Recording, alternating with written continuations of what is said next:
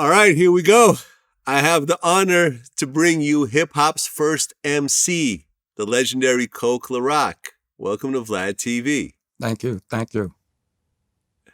Well, thank you, number one, for really being one of the blueprints of hip-hop and this culture that has spread worldwide, that has allowed me and my 15 employees to support ourselves. The little piece of the big picture. But personally, I know hip-hop has changed my life and the people around me. So thank you so much for helping to originate this art form. Thank you. Well, this is our first time sitting down, so I want to get into your whole story. So you were born in the Bronx? Yeah. Okay. So what was the Bronx like in the 60s? I mean, it was a lot of gangs in between. It was a lot of people just coming back and forth from Vietnam, and it was a lot of drugs in a sense of, heroin at that time, and the Bronx was semi-burning to a degree. Okay, and you've seen the old footage, with like the burnt out buildings and the rubble everywhere. Why exactly was the Bronx burning during that time? Well, personally, it was due to the landlords. That's what happened. It's the same way like with the clubs. If the club wasn't making no money, they set it on fire, get the insurance. So then again, the buildings was the same way. A lot of landlords, I guess, wasn't getting money the right way or whatever. And they just tortured, and then to me, it was more on the east side than the west side. I came from the West Bronx. Now the east side and the South Bronx is where you had most of the burning buildings and stuff like that, I guess due to the era of poverty, because on the west side, a lot of people kind of worked a little more, not to say people didn't work on the other side of town. Okay, so you're growing up in this environment, and you said at the time heroin was really the main drug out there. This was before crack and cocaine became popularized. How bad was the drug addiction in the area at the time? It was hidden because in that era, like it wasn't as popular where you knew, like if guys was messing around. Like I first noticed that in the 6th grade, to be truthful. Classmates, was sniffing heroin. They wasn't shooting it through the needle. And that kind of shocked me. Me, myself, I didn't do no kind of drugs. So therefore, even noticing it, or you got to be around somebody. And then as I was with people, I realized that they was on it because I had a hate thing in a manner of I wasn't messing with nobody that was messing with drugs. Because I ran track since the 3rd grade. So I had a coach that always kind of influenced me, like, don't use no kind of drugs.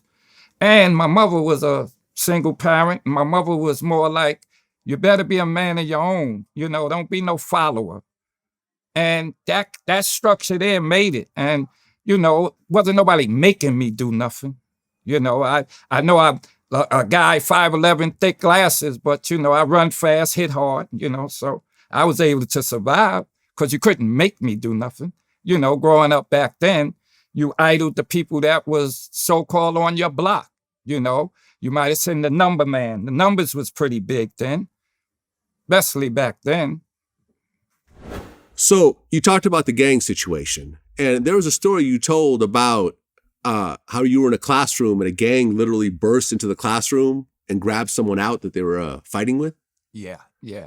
I was in algebra class. We had 2 hours of that. Anyway, one of the guys in the classroom had smacked one of the gang members outside before we came into school. And like I said, we was in the class, then all of a sudden they kicked the door open. About 20 of them came in, a couple of them had shotguns. They just went, grabbed the guy, dragged him out of the class. The teachers never turned around. Nobody never made a move or nothing. And they dragged him outside. Then when we get outside, when school was over, they let the school out and it was over like 150 gang members on the other side of the street. So therefore, everybody tried to get home or get to where they got to go the best way they can. At that time, I used to take the train, I had to go to 149th Street and catch the 2 to the 4. And me and a friend that lived in the neighborhood, we on the train track, we on the platform, and we waiting. All of a sudden, you see people running down the steps, screaming and hollering. The gang members are just beating any and everybody. So he's like, what we gonna do? So I'm like, come on, man, let's jump on the track and run to 149th to the next station, because if we stay here, we just gonna get beat to death like everybody else. And we ran to the other train station, which got us out of that, you know? Crazy. Yeah, yeah, Crazy town to be living in the Bronx. of course. Okay, but right around that time in high school is when you first met DJ Kool Herc. Yeah, yeah. But like I said, I met Herc before the parties, because he went with a young lady that came out of our neighborhood, my neighborhood. And I used to see him, you know, because Herc was a big guy, and he used to ride a fixed bike. He used to always ride by the basketball court. And after we kind of met, you know, I was like, yo, come play basketball, come to the park. And I used to ask him, like, where you be coming from when you be riding that bike? And he said he'd be doing 26 miles in Central Park. And to me, that was phenomenal. Like, who's riding 26 miles? Then I couldn't be on the bike that long, you know? And then we got kind of close, you know, as we got closer, because I had a fight in school one day, and him and a couple of other guys had my back. So that's how we really got tight. And he started coming to parties with the guys I was with on the West Side. And we built from there, you know. Okay, and was he a DJ back then? No, I didn't know nothing about him DJing, nothing about none of that till the first party. Then we kind of seen he was a DJ in his own rights, because he was one of the first guys I ever see buy equipment. Like, you know, most of us, you played off your mother's record player, which you didn't do, you know, the 8-track and all that. But Herc had columns, he had 2 turntables, and like that was exciting. Plus it was loud. So like, that's when I seen that side of him. And he really, you know, again, it was Herc playing the music. Right, and Kool Herc's family was Jamaican. Yes. And that whole sound system culture was already big in Jamaica. Yeah, but as a Bronx guy, I didn't know Jamaicans. I didn't know Jamaicans from Dominicans and Puerto Ricans. I didn't know Africans then. You know what I'm saying? I've been with a couple of guys, but a lot of guys you've been around, you didn't know their heritage. Because I can remember in the 7th grade, I had a fight with a Spanish guy. No disrespect to Spanish or nothing, just growing up. And I beat him up. Then I had a fight with his cousin. I had to beat him up. Then when I came out of school at 3 o'clock, which everybody know, when you say 3 o'clock, a fight, the whole schoolyard's out there. So when I came out the schoolyard, I'm with my friend Ramon. I should have known then, but to me, I thought he was just a dark-skinned country guy. And the guys in Spanish said, we're going to jump him in Spanish. So Ramon he said, yo, Coke, get ready. They're going to jump you. And I looked at him like, how you know what they said? And then he said, I'll tell you later. You know? So he told them in Spanish, if you jump him, you got to jump both of us. I already beat 2 of them up, so they didn't really want to fight. And then afterwards, I was like, Ramon, how you speak that Spanish? He said, I'm Dominican. And that's the first time I knew about a Dominican. I had a Puerto Rican friend, and again, you know, going to high school, I had a Jamaican friend, but I never knew Jamaicans in a manner of being Jamaican. I just thought you was a guy with dreads.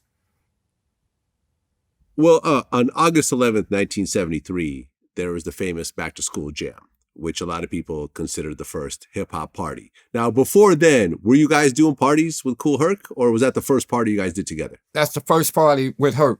Because we used to go to parties. Like I said, I came out of the West Bronx. You had 3 churches. You always had a church party. And it was so many talent shows. And on the West Side, where I grew up at, it was kind of different because a lot of guys wanted to be entertainers. So the biggest thing going on was talent shows, you know? They would have a talent show every week. Okay. So on August 11th, 1973, there was a Back to School Jam, which Kool Herc's sister, Cindy, actually put together. Yeah. Okay. And it was in the recreation room of 1520 Sedgwick Avenue. Right. And Okay. yeah. Well, so leading up to this, you and Herc had never done any parties together or anything else like Not that. at all. So, Like, it wasn't fashionable to me. okay. So how did you get involved in this particular party?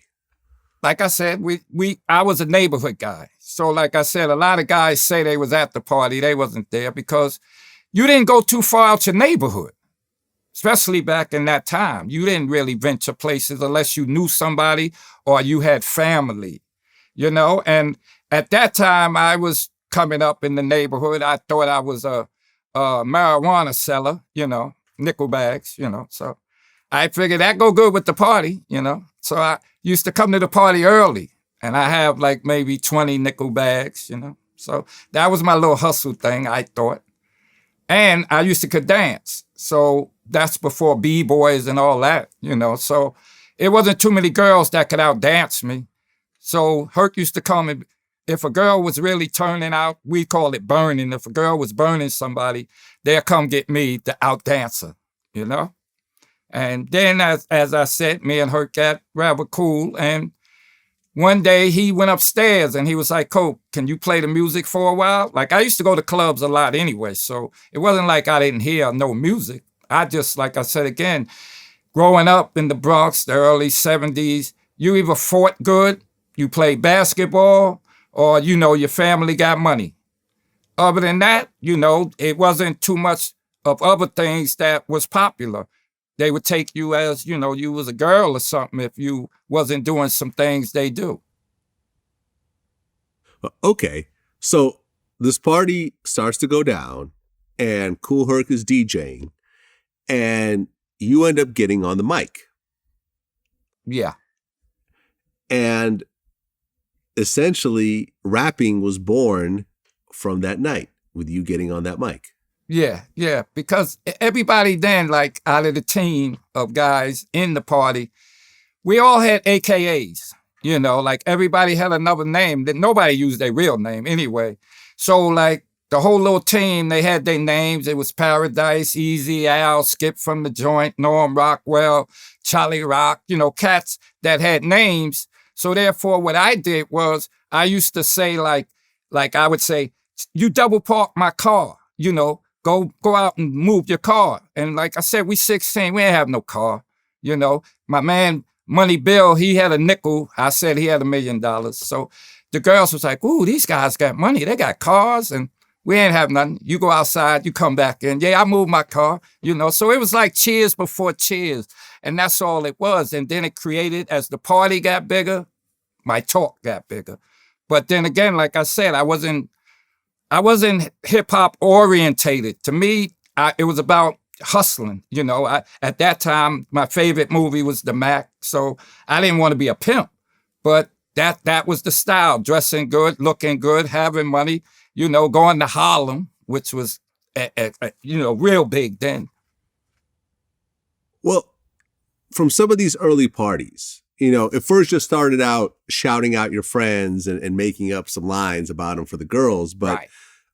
you started actually coining certain phrases and doing certain rhymes. Yeah. And, you know, tell me about some of these early rhymes and redo some of those rhymes if you can. Okay, like it happened one time. We was playing at the phenomenal club called the Hevalo. That's where I really took my name on Coke Rock. You know, I turned into that. And you had a house DJ playing. His name was Ronnie D. And we never played on the house system because we had the Herculoid system. So we always brought that inside the spot. So one night I'm playing, and guys, I kept hearing a little whisper like, Coke Rock, somebody's calling me. And I'm like, where is it coming from? So then they was like, Coke, that's Ronnie D trying to talk to you. So I cut the music down, and I was like, Ronnie D, what you doing? You know, I'm playing. And he was like, "Nah, I want to battle you." And I was like, "Battle me? What are you talking about?" So he was like, "Nah, I want to battle you, Coke Rock." And I was like, "Okay." And I had to tell him, I said, "Ronnie D, I liked you." But like I said, them was, I guess, DJs having a thing. They really wanted Herc, but he came at me. And at that time, I'm a hustler now. I'm walking around with $1,700 a day.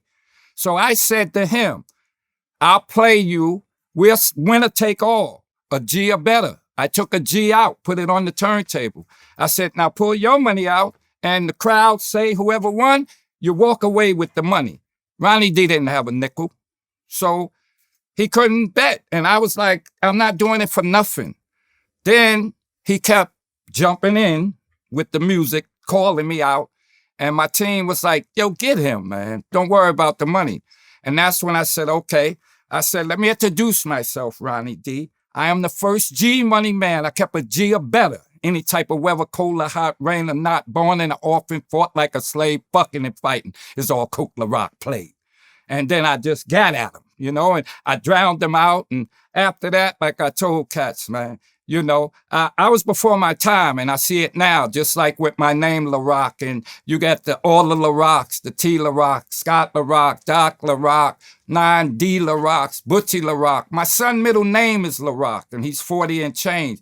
And I named him way before hip hop even became. Well, right, the hotel motel. Yes, you Sugar don't Hill tell, took that. We won't tell, which later on got used in the Sugar Hill gang. Right. Like they said, my mellow. Sugar Hill used to say, my mellow. And I knew Big Hank. Me and Big Hank went to school. But like I said, me and Herc had a good 4-year run on anybody before they even became who they was. Like I said again, I stopped before anybody became who they was. We was the patent, man.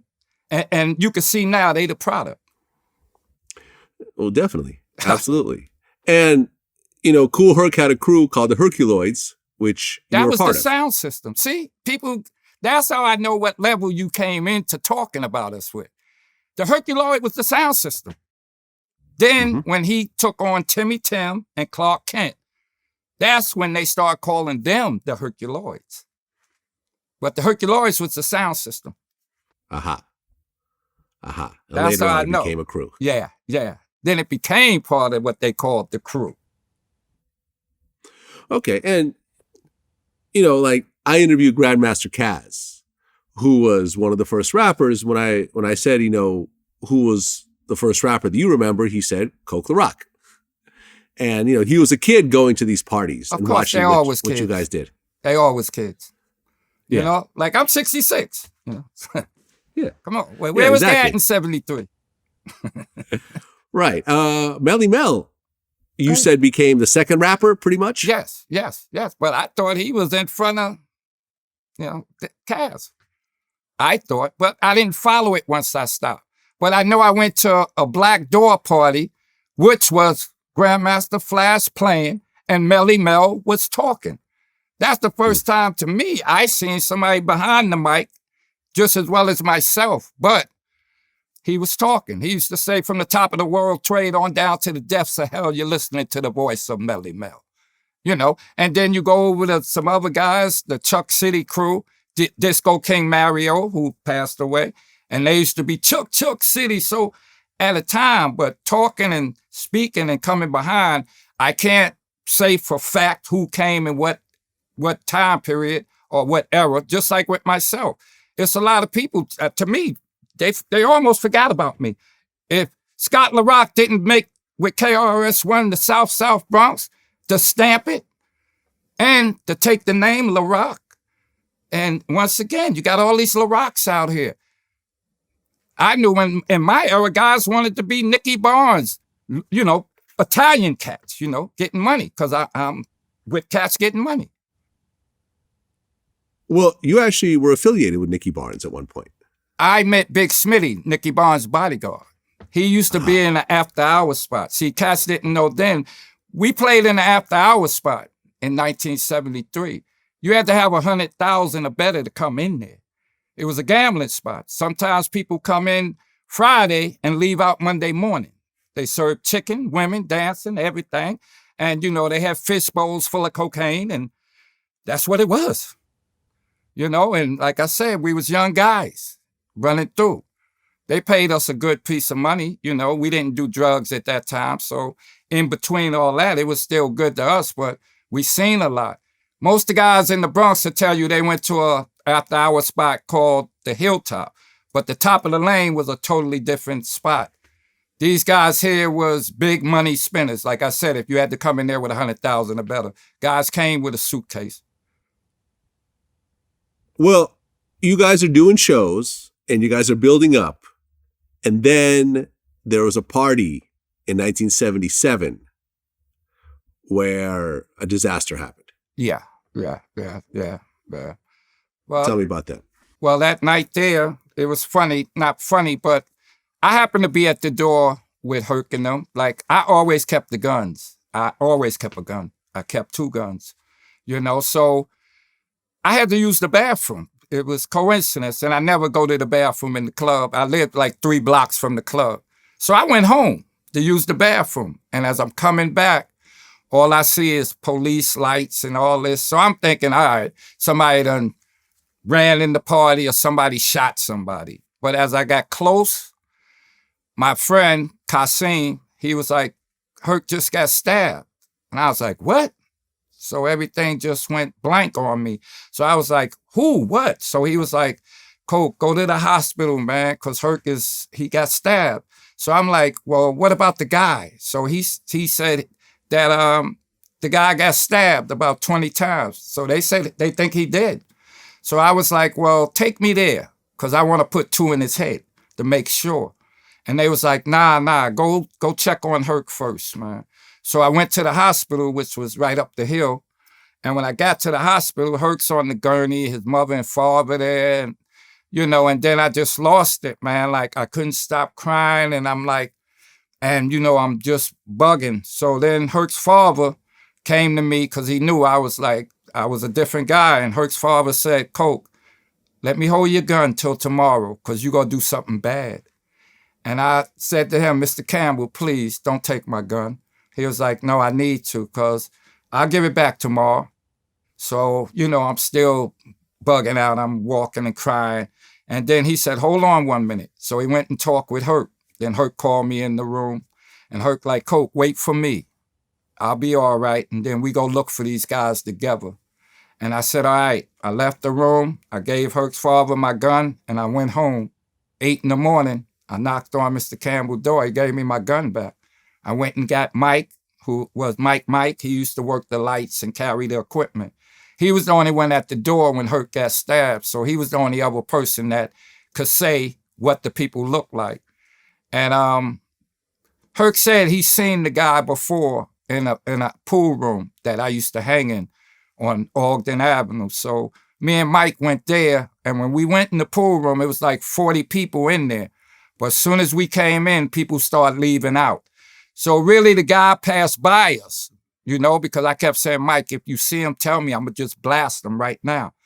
And Mike didn't really have a good idea of the person. So the guy really walked by us, but he was with about 9 other executive playhouse guys. And they claimed that, after that, they sent them down south or something, man. But yeah, that was a sad night. And after that, that's when I start okay, it's coming to the death part of this. So I started watching it a little better, should I continue or what? But that was a very sad day, man, Well, I guess the club, the Sparkle, ended up getting burned down right after the stabbing, right? Yeah, because what happened was we moved up the block to the Hevelo. And once we went to the next club, they couldn't make no more money. That's how it was. Any spot we go to, the next spot is dead. Because we was the drawers. I mean, nobody was packing parties like us. And like you said, again, that was the beginning of hip hop. And everybody was following our lead. We did a lot. We gave away records. We played in everybody's recreation center. We wasn't scared to go in your neighborhood. So they actually burned the club down? For the insurance money? Down. Yeah, burnt it down. Wow. They burnt the Hevelo after we left. They burnt that one. They, like I said, they'll torch it in a minute and make it a parking lot. That's crazy. That's absolutely crazy. Yeah. Okay. And then after that incident, you essentially left hip hop. Yeah, because it started when scratching first came, I couldn't take to it because that was hard to me, dance off of. Everybody was yick-yicking all night, just scratching, making no sense, just scratching. I couldn't take it. Like, what y'all supposed to do?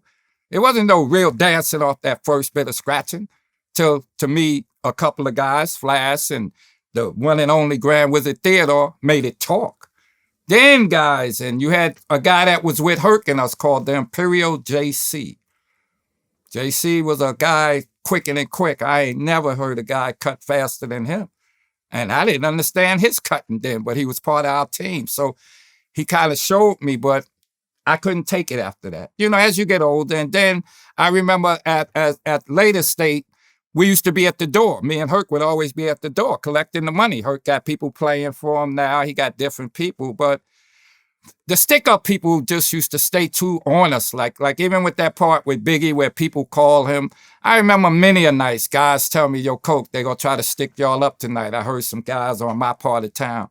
And that's what, again, you know, I kept a lot of artillery, but it was about making the money. You know, it wasn't about showing no strength, no bulliness or nothing, but,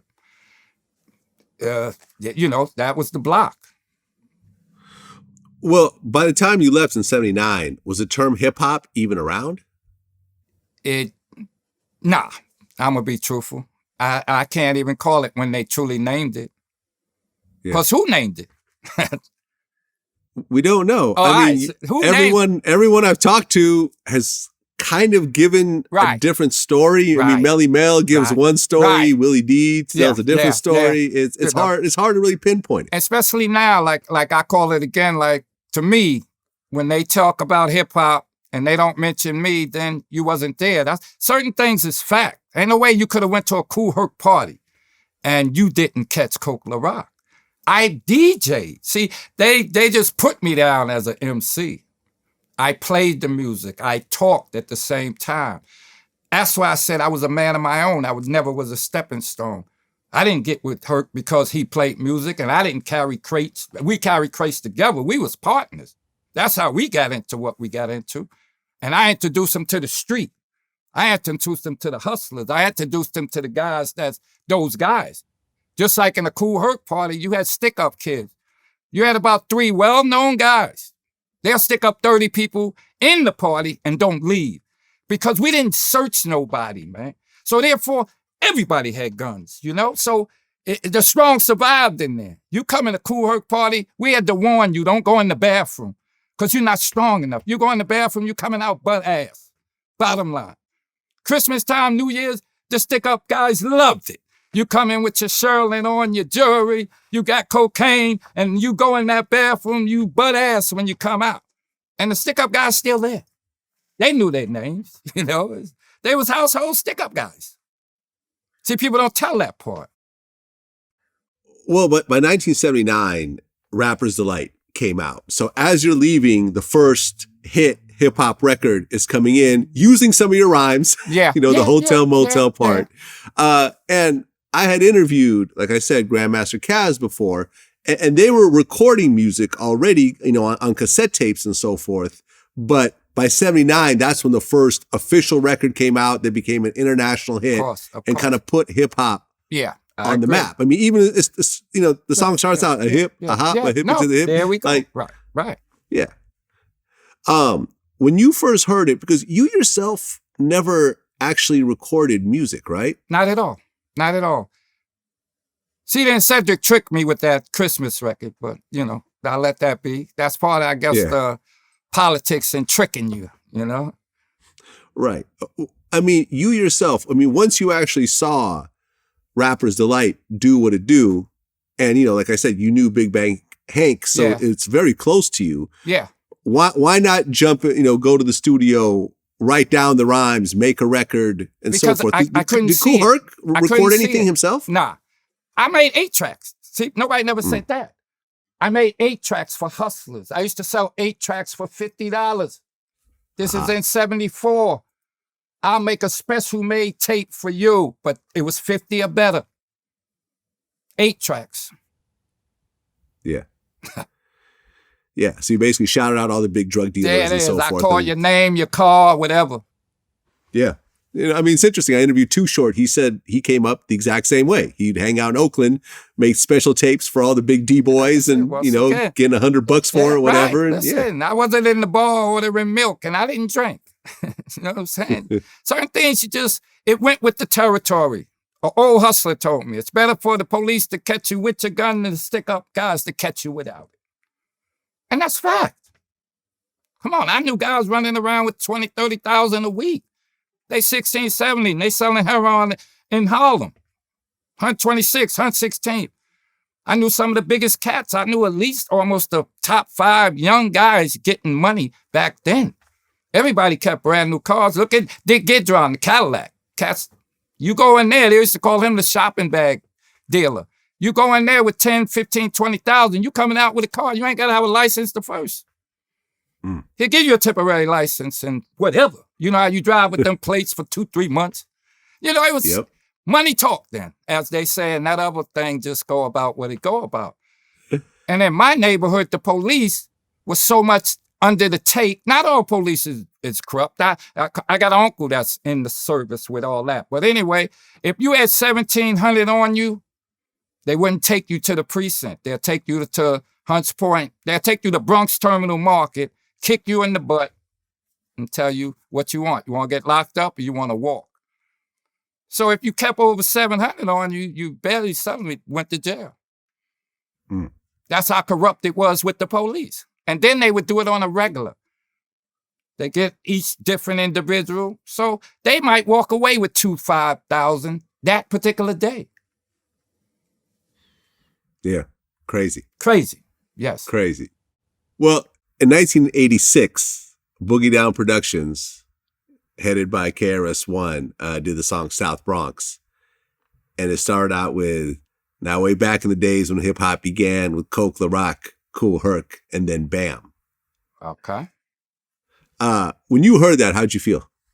I felt great. That's why I said I didn't know Scott LaRock personally. And he lived in the project where, you know, I used to come around a lot. But I felt real good. I mean, like I said, again, when guys start using LaRock, a couple of guys used to ask me, Coke, can I put LaRock on my name? My man Butchie LaRock, he ain't had nothing to do with hip hop. He was a guy I knew in the hood, you know, we hang out and all that. Then when guys start taking the name, but like I said, I named my son that first. His name is Dante LaRock. So once I started hearing guys do that, I came into that where like, you had to want to be me. That's what made me feel funny. Like, wow, they must have wanted to be me because you don't take on a cat name if his status of being that guy. And like I said, my status was very good. You know, I was starting to hustle then. I was a hustler in so many ways. I fought very well. I played basketball very well. You know, so once again, man of my own, not a stepping stone. So I can see now, like now there's so many LaRocks, you know, like you wouldn't want to be me if I wasn't that guy.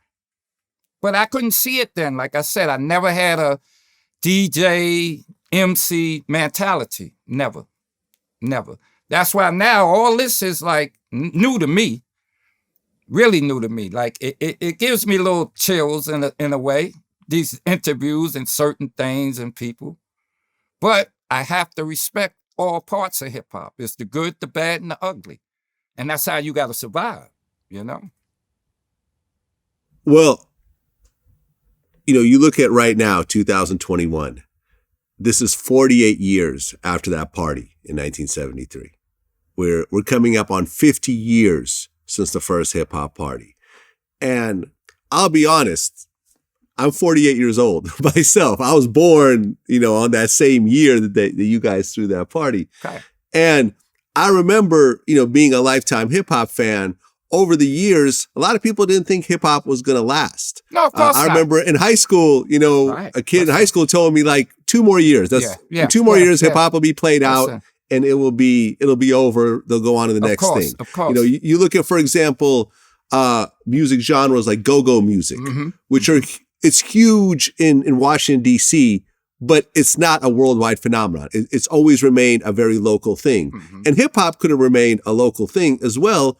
But you look at 2021, it's essentially pop music. It's the biggest genre in the world in almost every country. You look at any chart, you know, whether it's Billboard, Spotify, Apple Music, or whatever, and hip hop songs are dominating that entire chart every year now. We made Billboard magazine. We played in Taft Schoolyard.